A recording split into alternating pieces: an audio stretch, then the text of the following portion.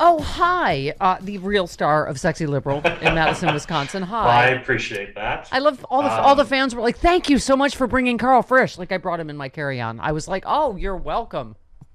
I have often been told that my 2 minutes in front of an audience are far better than, an hour and a half of well-crafted, extremely funny, time-tested comedy by professionals. Yes, it is true.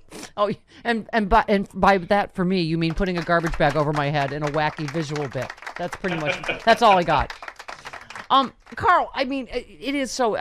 Literally, that's the only headline you need. Ted Cruz defends Nazi salutes at school board meetings. I mean, this is where we're at, right? And this is, the thing is, Karl. Yes, of course, it's protected by the First Amendment, but have we reached the point where we go, that's appropriate? I mean, at a certain point, the theatrics have worn thin, even for people like Ted Cruz. But I think it is to be expected. These are people who, were more than happy to stand there and allow, for the possible overturning of a rightfully held election of our president. So the fact that they would continue to defend this kind of garbage is not surprising. Karl, I know. I just honestly, I woke up thinking, we are really in the upside down. Yeah. Not only that 60% of Republicans not only think the election was fraudulent, but should be overturned and Trump should be reinstated. This is the country we wake up in this morning because of, I mean, they're all performance artists, as we say every day. Karl, here is Thom Cotton, who John Fugelsang is correct. He does look like a constipated pencil. I'm sorry. But they're all just like, you need to resign in disgrace. Really? For saying the DOJ will protect people at school boards who are getting violent threats? Yeah. Anyway, here's Judge, this is shameful. pencil. This testimony, your directive, your performance is shameful. That's not correct. Thank God you are not on the Supreme Court. You should resign in disgrace, Judge. General Garland, do you want to complete your answer on? Okay, I wasn't sure there was a question there. Oh my God! Can we skip to 10 to the other insurrectionists? Yeah. Josh Hawley, Yeah. who gave the fist up to the insurrectionists. I'll leave it at this, General Garland. You have weaponized the FBI and the Department of Justice. Your U.S. God. attorneys are Oh now my collecting and cataloging all the ways that they might prosecute parents like Mr. Smith because they want to be involved in their children's education and they want to have a say in their elected officials. It's wrong. It is unprecedented, to my knowledge, in the history of this country, and I call on you to resign. I mean, the drama, Karl. You're a gay man, and it really is. Like, I don't know what this was auditions for, but it's really, we're at this point where everything is just this histrionics, and you need to resign for saying I draw the line at threats. At violent threats to school board members and teachers, right? Right. So far as I know, the only thing they're interested in is actionable threats. So to defend that, look, we get all kinds of people that come to our meetings and say things. School board members do all over the country, and they're welcome to use their First Amendment to do that. But when it does devolve into threats, and a lot of the times that's not in a meeting, it'll be over email or social media. Direct threats of violence or worse, that's when folks get involved. Yeah. I mean, first of all, plus they keep mischaracterizing this memo, right? What is it? Cruz said, you're the Attorney General of the United States. This is a memo to the FBI saying, go investigate parents as domestic terrorists. Garland said, that is not what the memo says at all. Cruz said, is that what the letter says? He said, I don't care what the letter says. Like, he's in charge of the Department of Justice, and that's not what he said, right? They're talking about the letter from the school board, right? That Right. I think rightly said this is domestic terrorism. But Garland didn't use that language, but this is also disingenuous, what they were accusing him of, isn't it? Yes, it's disingenuous. And it has everything to do with trying to sway an election. Has nothing to do with reality.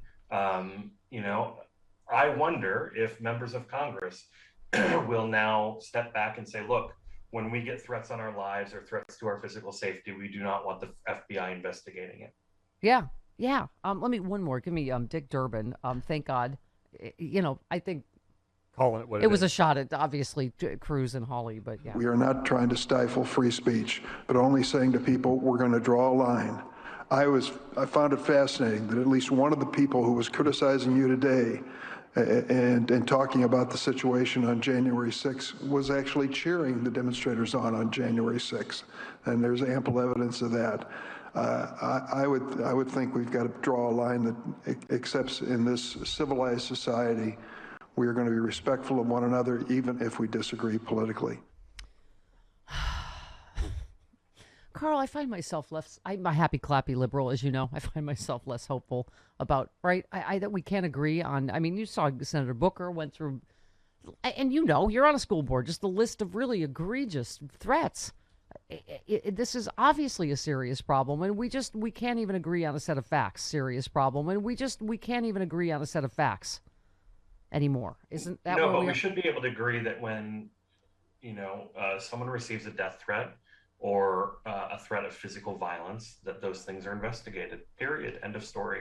Whether you're a senator from Texas who takes vacations during the middle of or whether you're a school board member.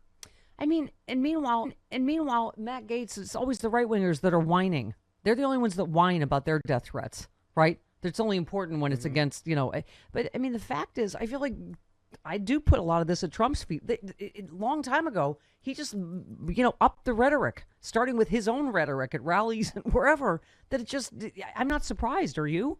That we have, death threats have been at a new level for everything. But it's just... I think at this point, it would be very hard to surprise me about anything, particularly from Trump.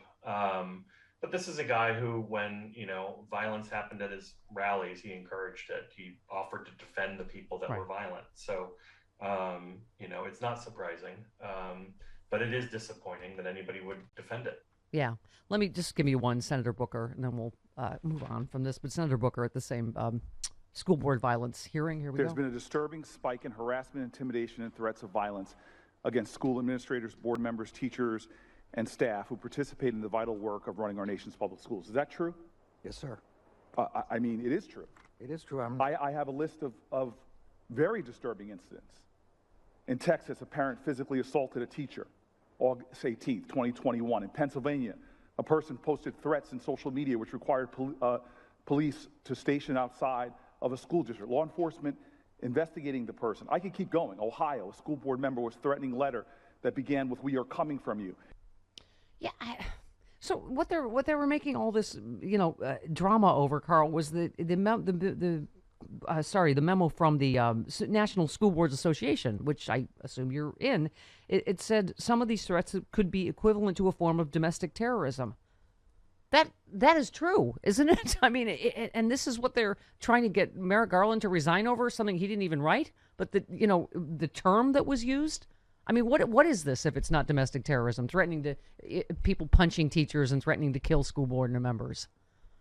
Well, that's just the thing. This has nothing to do with people showing up at meetings and articulating their view on policy or their distaste for their elected officials.